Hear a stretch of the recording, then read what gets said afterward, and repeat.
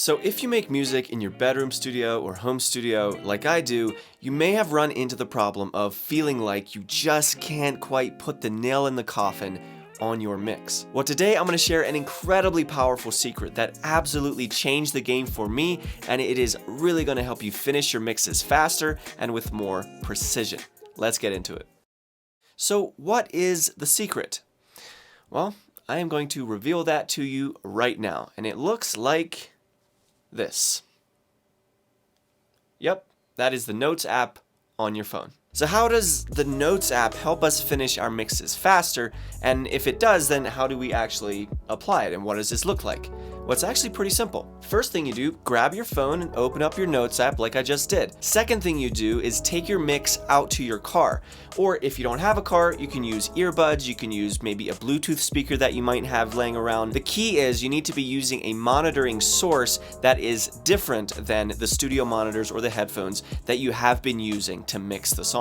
And finally, the third thing you do is you listen to the song intently and you make a checklist. This is the most powerful part. Just play the song a few times and take note and make a checklist of anything that is especially distracting, right? Or anything that is just unpleasant. I would especially advise you to focus first on distractions and anything that's unpleasant before you look for just overall improving the mix. Although you can absolutely add those in as well if you hear something that, oh, if I do this, or if I turn up the drums, or if I make that compressor work a little harder, it's going to sound better. By all means, you can add that to the checklist as well. So I went back into my Notes app to find this, and I actually do have an example of one of the songs that I did a few months ago where I used this checklist method, and this is what it looked like. Now, the reason this works is because you have most likely been listening back for hours on the same pair of studio monitors or studio headphones. And what happens because of that is your ears go into this almost autopilot type of mode where you don't catch mistakes anymore. Your ears have become off-centered.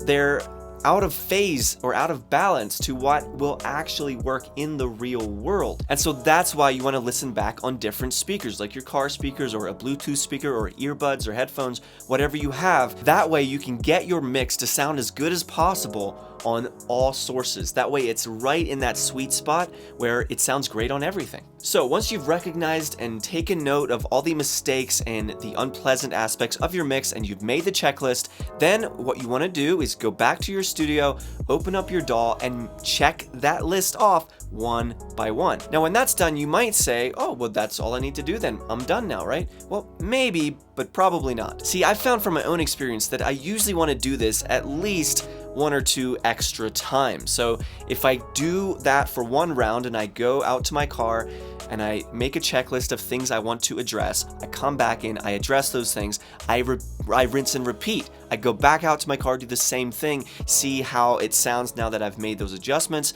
and also that I might hear something else that really needs to be fixed. Now, I'm not advocating for making every single element of your mix absolutely flawless and perfect. That's not the point. What you want to focus on instead is the classic 80-20 principle, where you want to especially make sure that, say, your drums and your bass and your lead vocal and the main instruments, the things that are really driving the song, you want to make sure that those all sound amazing. It's okay if, all the backing tracks, not everything's perfect. But once you do have that completed and you've taken your mix out to your car and you've done that for a couple rounds, then what I recommend you do is do one more test, except now use something else. So we've already established that your mix sounds great on studio monitors and your studio headphones. We've also now established that your mix sounds great in your car. What you want to do now is do one more test and just use earbuds or like a Bluetooth speaker, anything you have around that is different than your studio monitors in your car, and just test it there. So do the exact same thing that you did with the checklist method in the car and just do it on earbuds. You could even use laptop speakers or phone speakers. Now, let me make a very crucial point here. When you're first starting out applying this checklist method, you may make the mistake that I did at first, which was I would overcompensate for one particular monitoring source. Where what would happen is I would take my mix to my car, and let's say the bass was too loud. Well, then I would bring that mix back into my studio, and then I would cut away a big old cut in the low range to get rid of all that extra bass. The problem is, my car probably just has a lot of bass in the EQ curve of the speakers, which then means since I've made such a drastic cut on the low end of the EQ spectrum, if I play the song then on earbuds or any speaker that has a tendency to have more high end and less bass, then it's going to sound super thin and tinny, and we don't want that. See, this is all about balance. It's a balancing game.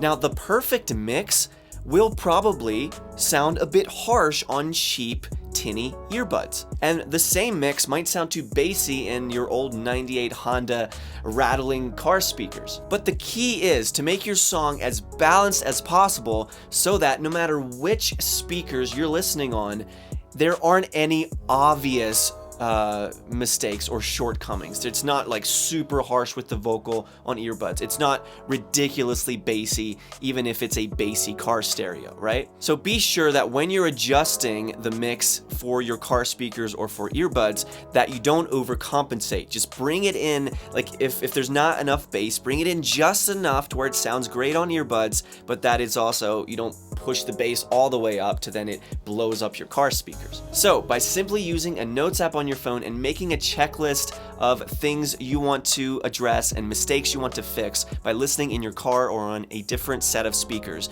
will absolutely change the game for you. Now, I want to share some additional tips when it comes to finishing your mixes faster. Before I do though, I just want to let you know about my free guide. It is a visual guide for fixing vocal EQ problems.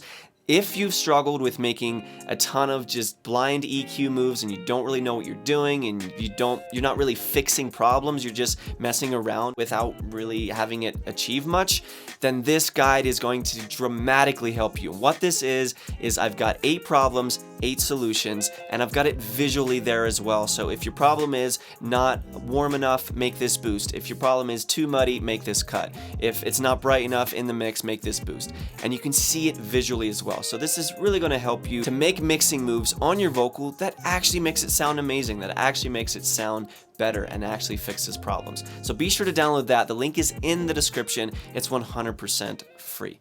Alright, so here are some additional tips and thoughts for finishing your mixes. Give yourself a strict deadline. It's amazing what can happen if you set a deadline and you say, you know what, in 2 hours, I'm gonna have this mix completely done. Or in 30 minutes, I'm gonna master this song completely. The reason this is so powerful is because of a concept that I learned from Tim Ferriss's book, The 4-Hour Workweek, on the topic of Parkinson's Law. Basically, Parkinson's Law states that work expands to fill the time allotted to it. So what that means is if you say, I'm gonna mix my song in 20 hours, it's gonna probably take you 20 hours. But if you say, I'm gonna finish my mix in 4 hours, it's probably gonna take you 4 hours. And we all know this from when we were in school. If we had homework or we had an assignment that needed to be done in, say, 30 days, it was probably gonna take us the entire 30 days because we would put it off and wait to do it until the very end. So when you make a strict deadline, it wakes up your brain to say, okay, I'm gonna do this. I need to focus on what's most important, which is a key ingredient here. It forces you to focus on the most important things and not be distracted by the arbitrary elements of your mix. Another thing I highly recommend you do is go on a walk and queue up your mix right after a song you love on Spotify. This will help you get that perspective where you're out in nature, you've got your headphones on, and you're listening to a song on Spotify. So it gets you in that sonic space, right? And then the next song is your song. This is an incredibly powerful way to, one, perhaps hear if there are some drastic disparities between the mix that you're listening to versus yours. Not that it should sound exactly alike. I'm not a huge fan of overdoing reference tracks, which I've talked about before, but I am a huge fan, especially towards the end of the mix where you're getting ready to finish it up, perhaps finish the master and upload it through DistroKid. You want to make sure that it can fit. Like if it were to be placed in a playlist right after this other song on Spotify, how does that feel? Does it feel like it belongs there? It's a fantastic thing to do, and it helps give you perspective. All right, and finally, one more thought for you, and this just might be the most important, and it is sleep on it. Please do not put in a 12-hour shift on your mix. It's just not a good strategy. You're gonna lose a bunch of time. It's the law of diminishing returns sets in super quickly. So what I recommend you do is, instead of doing it all in one day, split it up into 3 or 4 days, where you work on maybe a couple hours Monday, maybe an hour on Tuesday, 2 more hours Wednesday, then finish it up with an extra hour or 2 on Thursday, just to make sure everything sounds great and sounds good in all the speakers, and do the checklist thing like I talked about earlier. Because the single worst way of approaching your mix is to spend 12, 13, 14 hours of your day working on it, exhausting yourself, and then waking up the next day and realizing that you still have 126 mistakes that need to be addressed. That's because your ears were fatigued, so you weren't making good decisions. So, do not underestimate the power of sleeping on your mix and coming back the next day with fresh ears. It's an absolute game changer. All right, my friend, thank you so much for watching. Now, if you want a free resource to help you EQ your vocals in a way that actually fixes problems and that actually makes your vocals sound better, then you need to go download my visual guide for fixing vocal EQ problems, where I got 8 problems, 8 of the most common problems with EQ, and then I have the solution mapped out, and you can see it visually as well. So if it's too muddy, make this cut. If it's not bright enough, make this boost. If it's too harsh, make this cut. All that good stuff, and it's very clearly mapped out for you. So it is really going to help you out. Link is in the description. It's 100% free, so be sure to check that out. Thank you so much for watching. I will see you in the next video. Bye.